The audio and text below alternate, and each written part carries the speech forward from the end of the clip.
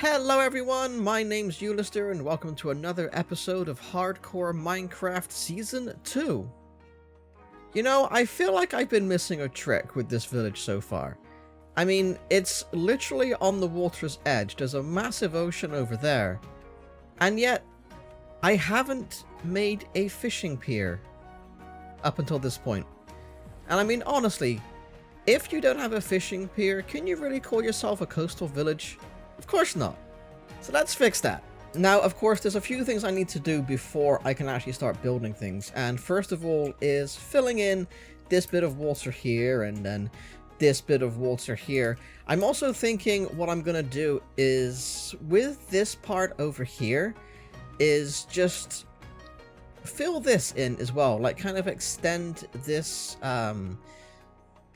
this mound of dirt here across to this side, just block this entire section off. In fact, eventually what I want to do is just completely cover this entire section here, because I can't remember if this was here when the world was generated or if this is one of those weird things that happen when you update a game to a new version. I honestly don't know if this was because of that, but I want to get rid of it because it being here could potentially cause problems when I start to expand the village, so we're going to get rid of that eventually. But for now, I want to focus on this coastal part here, because I'd like to kind of even this out as well, because it's a little bit steep. Like, this bit up here is fine with the water fountain, which, again, I'm going to have to move at some point, I think. This bit's fine, but you get down to here, then it's a sudden decline down to this level, and I'm thinking if I can just fill all this in, get rid of this water, remove all of these hay bales, make this look a lot better, kind of match it in with the surrounding areas, I can stagger that a little bit better, like make it less steep, and then of course we can come over here and maybe put the pier here, because what I'm thinking, I could easily just put, like, a single pier out to the water, then people can just fish off of that. That's fine, but I want to put an actual building onto it to make it seem like that's where people can go to, like, buy anything they want, like, if they wanted to buy bait for their fishing hooks, if they wanted to buy a fishing rod in the first place, that kind of thing. That's what I want to eventually build. But to do that, we're going to need some resources. Now, my idea is to use acacia, for one, which we can get a hold of quite easily with this acacia forest over here. But I also want to use one of the nether woods. I'm thinking, is it warped, the greenish blue one? It is, because crimson's the red one. That makes sense. So I'm thinking what I want to do is start using some of the alternate colored woods as well, because I don't really have any. I've got a few slabs of the crimson, but I don't want to use crimson for this, so we need to head into the nether to go and find ourselves a warped forest first of all, and then bring some of that wood back. But of course, warped wood isn't the only thing that we can get from the nether. There's something else that we can search for there as well, and for this I'm going to need, first of all, a lot of sand, and I'm also going to need a bunch of gunpowder to go alongside it.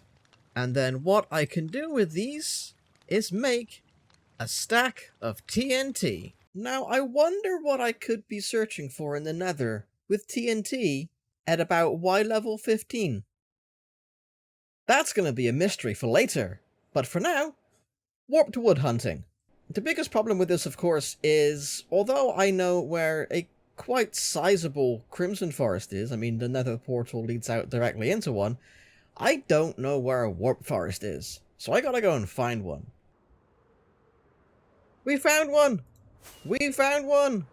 Oh, I'm so happy.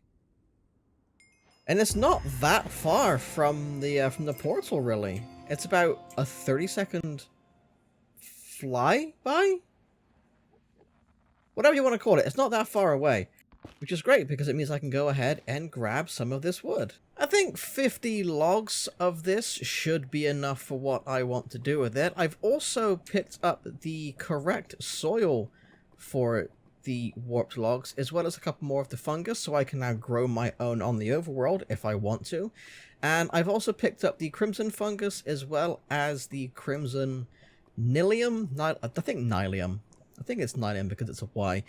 The crimson nylium, so I can also grow those trees as well if I need any more. But with that done, I think it's time that we get on to the second reason why I came here.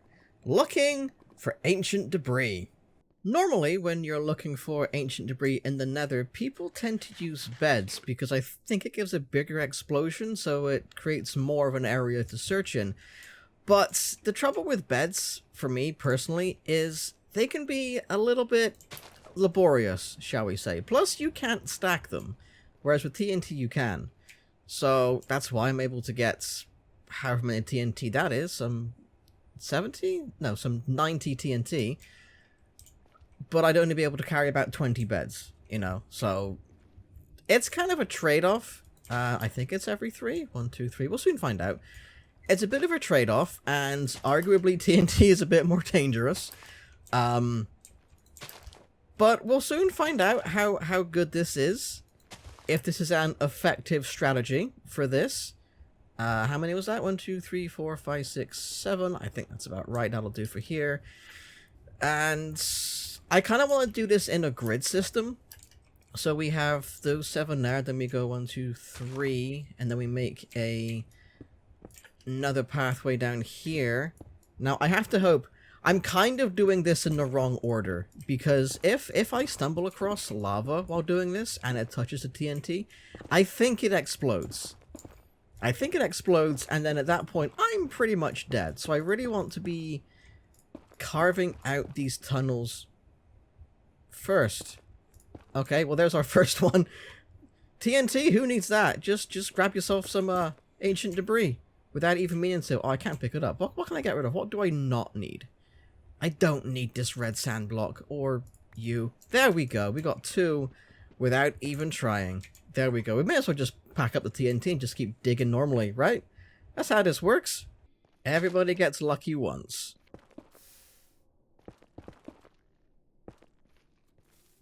No. No, no, no, no, no, no, no, no, no, no.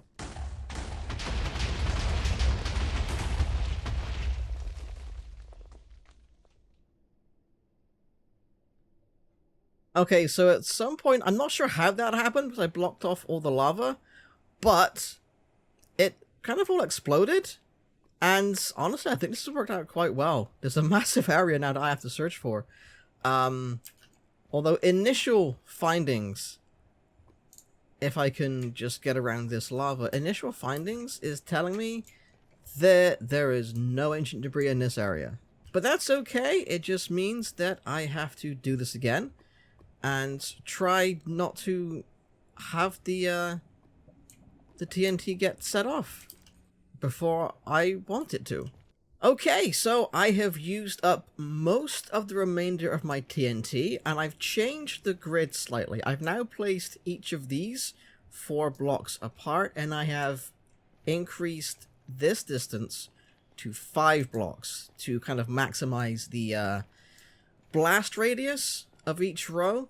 And the reason why I'm holding my potato and not the flint and steel is because I don't want to accidentally click on one and light everything and then have to run for my life. So the idea is I'm going to start at this end, light this one, come over here, light this one, so on and so forth until I get to the end up here, at which point I'm going to just run up here and stand on the stairs and see what happens. And I'm really hoping that the chain reaction that happens from these ones blowing up first, don't mean that by the time I get down to here to light this one, these are exploding in this direction. In fact, that being said, what I should probably do is go ahead and light that first row and then just run back and see what happens, because I don't know if a TNT block can trigger another block from 5 blocks away. I know I can't do it through these. I know lighting this one won't immediately cause this one to blow up. But the ones down the far ends are in like an open valley kind of thing. So I don't know if the 5 block distance is enough to trigger that. So what I'm going to do, thinking about it, from a safe point of view, I should light this one and then just run back to the stairs and see what happens.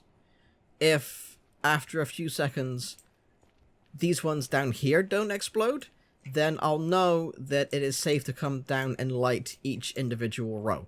But let's be safe first. If this was a normal, regular survival world, I'd just light all of them and run for my life. But on a hardcore world, you've got to be a little bit more careful. So let's hope for the best. Run, run, run, run, run. Up the stairs. Oh, yeah, they're all going up. I was smart to run here. Oh, wait, where's the rest of them? Where's the rest of them? How much went up? Wait, the other rows didn't. Oh, okay. Okay, well, there's an ancient debris there. So that worked. Okay, then I guess we can just light all the others. Okay, that's good to know. That is good to know. Let's go then.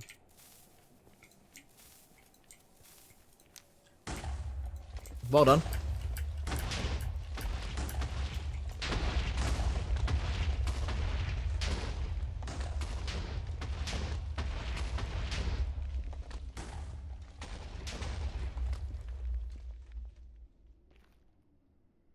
That everything? I think it is. And my gosh, look at this. We have 1, 2, 3, 4, 5 over there. There might be some more underneath the lava that I can't immediately see, but I'd say this is a good turnout. Let me just pick you up. Add to the collection. Pick you up. And I'm making sure here that I don't accidentally fall into the lava, because that would be very embarrassing. One thing I need to do while I'm going around is actually to just go ahead and cut off all of the lava source blocks so that they can drain down, and then I'll be able to see anything that's hidden behind them. And hopefully, by doing that, I might get a few more ancient debris. And after searching this entire area, after getting rid of all of the lava, I've walked away with 14 ancient debris, which I think is the most ancient debris I've ever found in a single mining trip. Which is just honestly kind of mind-blowing to me, because it makes me wonder, why would I ever go back to using beds ever again when I can just use TNT and get a much better yield, you know? So I think we're going to be going back at some point to repeat that, to get the rest of the ancient debris that I need. Because believe it or not, even with 14 ancient debris, that is not enough to give me netherite everything. If memory serves me, I think I need 4 netherite ingots to craft what? No, 4 netherite scraps, sorry, to make a single netherite ingot, along with some gold. Let me just get rid of this, put that back into there. You can go in there for now. I think that's what it is anyway. We're gonna find out, because we're gonna melt all this down into the netherite scrap. And I'm fairly certain that it is 4 scrap or 5 to make an ingot. It's 4. So with 14, I can make 4. And then I've got 2 left over. And of course, I'm going to need my gold to do this as well, because it also requires, as you may have seen, quite a few gold ingots. Let me just make as many of them as I can. 14, I think, well, 15, that might be enough. Let me just, yeah, there we go. So 4 of each, that's perfect. So if I click on this now, I only get 3. Did I do the math wrong? 4, oh, right, yeah, 4, 8, 12. 4, 8, 12. Not 3, 6, 9, 12.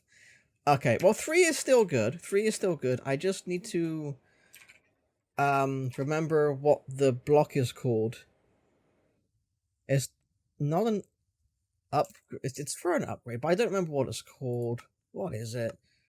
What is it? Show me what you look like.